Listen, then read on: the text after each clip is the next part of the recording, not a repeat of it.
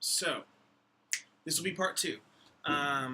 As we look at the different pieces of language or a grammar or the structure of one's language profile, we could look at a variety of lenses linguists will use. And these are specializations that linguists specifically will focus on only one of these things sometimes for their career, and that will be the thing that they specialize in. That's kind of cool and neat, and says how important these things can be when we're trying to use them to figure out how language works and how that can make us more effective writers and language users and communicators overall.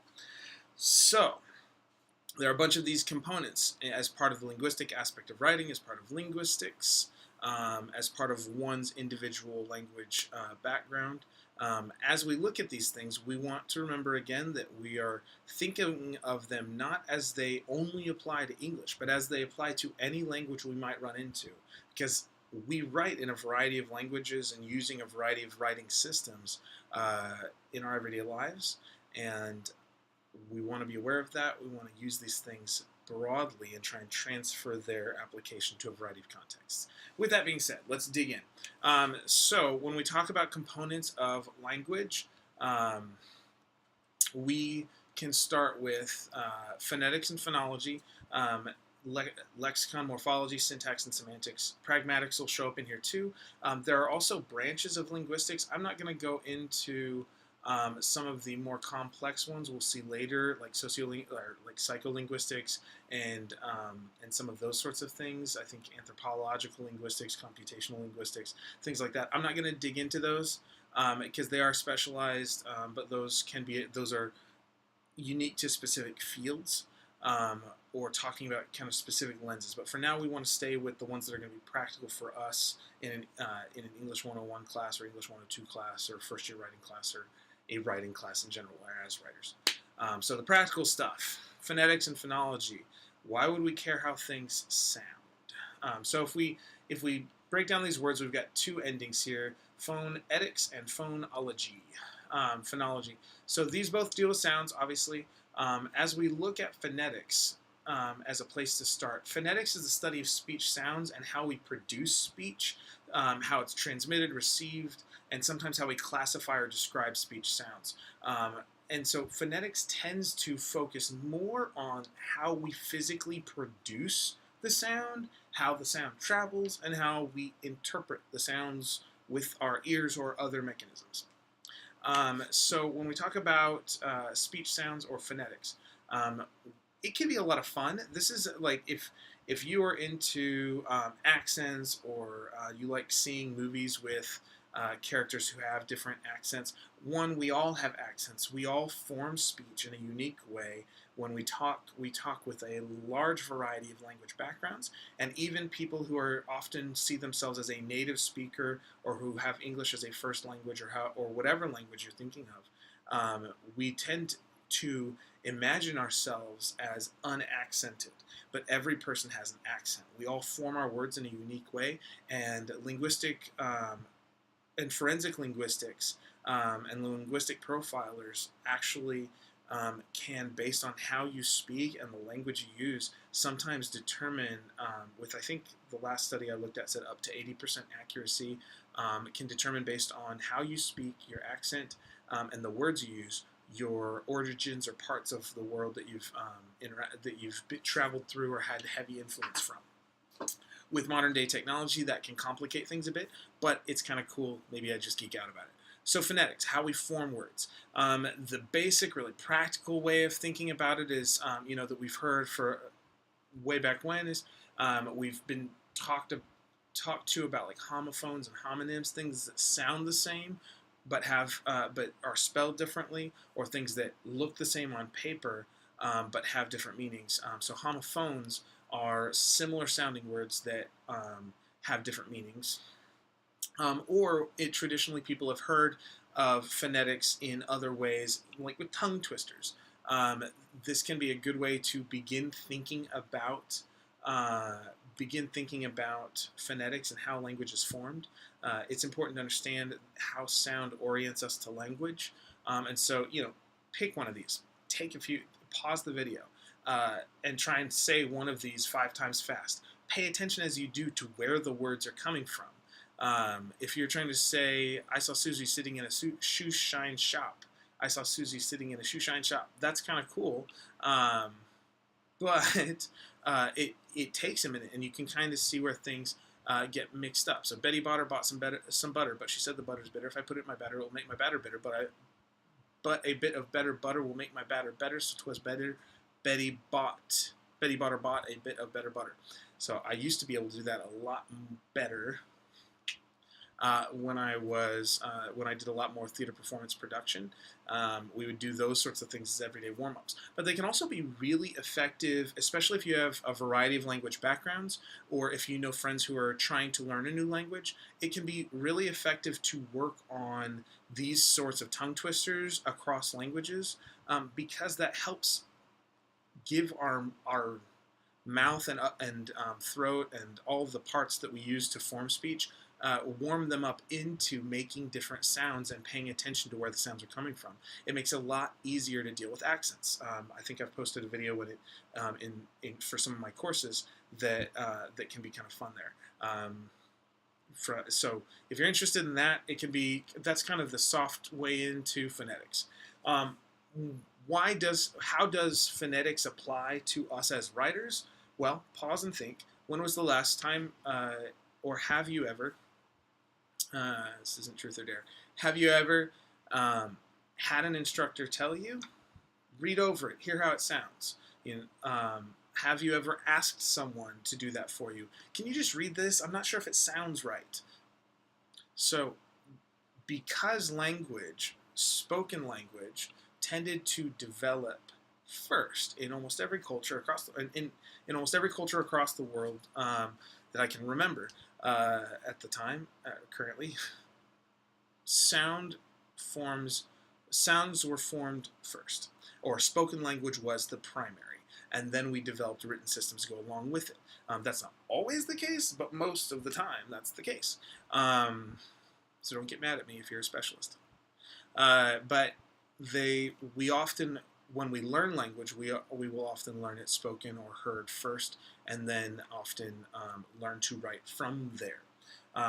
This actually is a challenge when we focus on things like the English alphabet and we're trying to learn how to write, because the English alphabet we often think of as the building blocks of language, when it's actually the sound combinations that the letters form. So then we start having problems when we run into things that don't fit, and we can't figure out why we're spelling them this way or spelling it 4 different ways for the same sound, or using the same spelling for 4 different sounds. Like the OUGH construction is a fun one at the end of a word. Enough, tough, rough, that all has the same sound, but there are a bunch of other ways of using that. Anyway, there's some fun things with that. There's a cool book that's called The Logic of English. I encourage you to go scan through that if that's like you want to know why, the why of it. Sometimes it can be kind of cool. But when we're dealing with how we form sounds, it can be fun to feel out the difference. But the important thing about it is we often will write based on how we're used to hearing. And especially if we have a lot of language background. So we'll use that phrase, read this, see how it sounds, as I mentioned, and that will be our way into this idea of linking sound and writing. The challenge comes when we read it the same way we wrote it, we read it how we heard it, and it still doesn't adhere to writing norms, and so people get grumpy at us. Alternatively, someone who's told to go and read it and listen for errors, or listen to see if it sounds right, that only works if you have enough oral input, if you've heard it that way or in the proper way, depending on who's asking you to do what. Those things only matter or are only helpful if you've had enough oral input for that to practice to matter. If you are learning English or a new language for the first time, your ability to connect what you hear with how it's said, with how it looks on the page, you may not have enough input to be able to do that. So it's not always a meaningful editing activity for some people, depending on their language background and what they're trying to write. If you, it may not sound wrong, or um, it may not sound off to you, but it may sound off to someone with a different language background. And that's where, again, it comes back to language profiles overlapping, sociocultural norms, things like that. So there is a tie between linguistics and that sort of thing. But most importantly, when we think about how we form sounds, it also can, just on a practical level, it can make us more effective listeners and communicators. Because as we learn to hear how sounds are formed, we can better engage with our own accents if we wanted to do anything different with them, or if we wanted to adjust our voice to fit, to adhere to a norm more effectively, or it can also help us learn to hear, or train our ear to hear people with accents more effectively. If you grew up in the U.S. And English is the main language you speak, and you haven't had a lot of experience with other languages, some studies in international business communication have actually shown, like, that makes you kind of weak on the international job market, because you don't know. It means if that's your background, that person doesn't know how to adapt to new languages, new accents, and communicate more effectively. And then those people get on the job. They'll be in meetings, and they'll be so focused on the fact that someone used a different language structure than they're used to, that they won't actually be able to communicate. And so they become less effective on the job market if that's the background.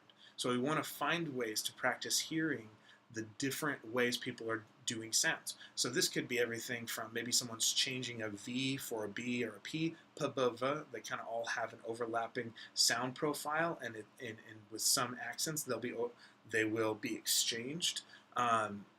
It also k and g.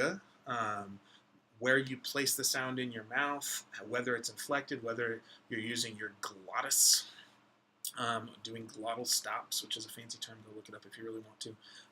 But phonetics becomes this one lens into how we form words, and that link is very much connected to how we write words. We want to be able to, one, disassociate that a little bit, but also in one sense, use it, and in another sense, disassociate it. We don't want to rely in an overly excessive way on sound when writing, and we want to be able to take into account how sound patterns and speech patterns, oral speech patterns, have affected the way we write, so that we can make adjustments to communicate more effectively. One story I have that I will tell because I think it's meaningful with phonetics. I had students from a particular region in China when I was teaching a graduate level academic international writing, graduate level academic writing class for international students. Students trying to get their masters and PhDs, and a group of students came from a particular region in China, and they were concerned because even Chinese speakers speaking in English with them struggled to understand their English through their Chinese accent. So they came to talk to me because I'm the language and writing person that's in front of them, and we tried to talk through it. And what was happening was essentially they were putting all of the sound. They weren't using their lips much, which is something that to articulate in English, a lot of English speakers, especially American English speakers and British English speakers, we tend to use our lips a lot, and we tend to use the tip of our tongue a lot to do T's and K's and P's and B's and those sorts of things. So we often emphasize that part of our mouth, even if the sound's coming from somewhere else. What these students were struggling with is they didn't move their lips as much as an American English variety speaker, and then they were also putting the sound all the way to the back of their throats. And so when it came out to an untrained ear, it almost sounded like someone was speaking English from a cave, which is kind of how their friends were describing it to them.